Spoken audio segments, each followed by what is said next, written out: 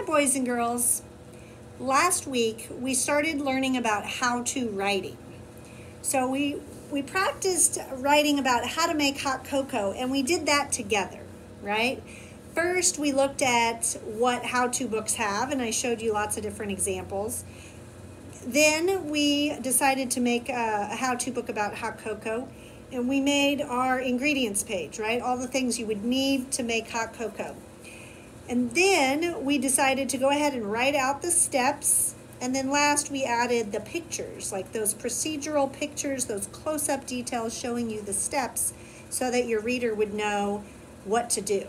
And the pictures really help. So this week we are going to start writing your own how-to book. So we're not doing it together. I'm going to show you the steps just like I did with several of our other types of books. And you will do it about your own topic. Okay, so today we're going to brainstorm that topic. So if this is a how-to book that you're writing, it has to be something that you know how to do. If you don't know how to do it, you can't write about it, okay? So we can't all write about the same thing because we all don't know how to do the same things. So I'm going to make a list of things that I can do, and I'm going to try to keep them pretty simple. Most of the things on this list I think I'm going to try to put down are things that I think a first grader would be able to do also.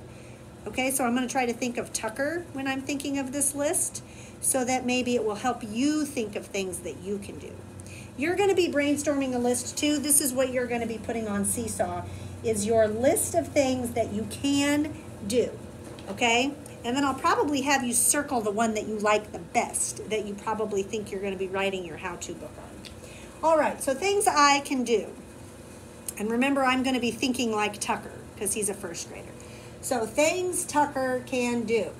Tucker can brush his teeth, so I'm going to write that down because that is something we could talk about in steps. He can brush his teeth. That's something he can do. What else can Tucker do? Let's see, I'm going to use different colors so that my list doesn't run together.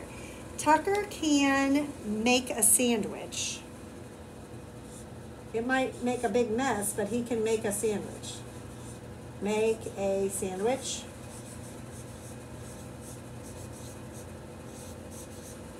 Okay? Tucker knows very well how to turn on the television and get through Netflix to find the show he wants to watch. So, all right, turn on Netflix. He knows how to go through it, you know, what all the steps he needs to do to get to Netflix.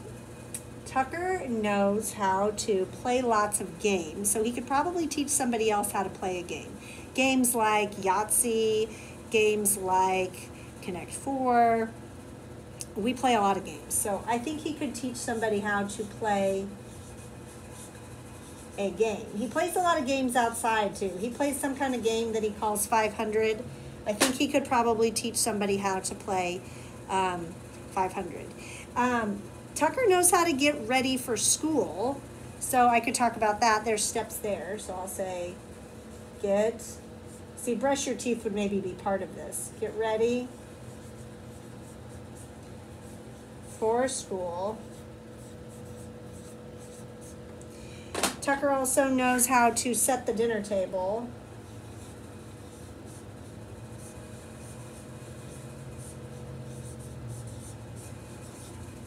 Tucker knows how to get a bowl of cereal out and eat it, so he can, I'll just put eat cereal because there are steps, like he has to get all the supplies first. Eat cereal, he knows how to do that.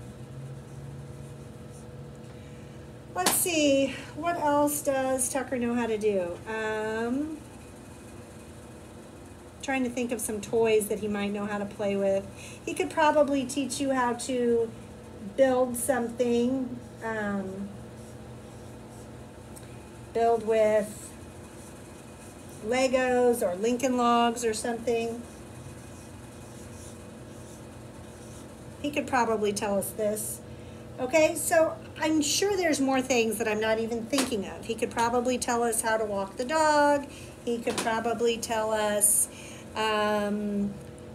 Maybe not how to wrap a Christmas present. He could probably tell us about how to go fishing because he knows the steps to do that. And so you can think about very simple, basic things that you do every day, or you might think of things that you're an expert on.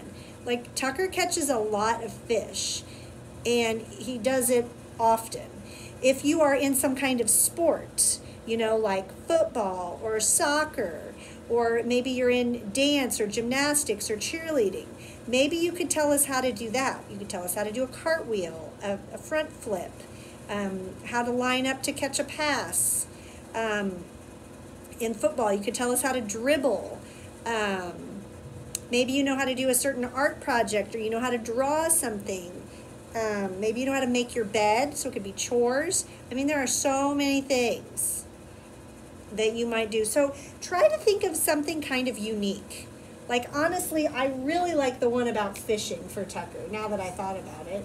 But do you see how I kind of had to list a whole bunch of things to get my brain warmed up, and I ended up liking one of my last ideas? That's why you shouldn't just stop with one. Like, you should keep going, because that's why it's called a brainstorm. The ideas are in your head like lightning in a cloud. They just, right? And it's a storm. And so sometimes it takes a while for that storm to get going before you have the best lightning bolt ever, right? And my lightning bolt is my idea that I like. So you brainstorm, write down your ideas of things that you're an expert on. It has to be something you know how to do well enough to write steps and instructions on how to do. All right? Brainstorm, circle your favorite one, because that's what you're going to write your book about. So I'm going to write it about fishing for Tucker. All right?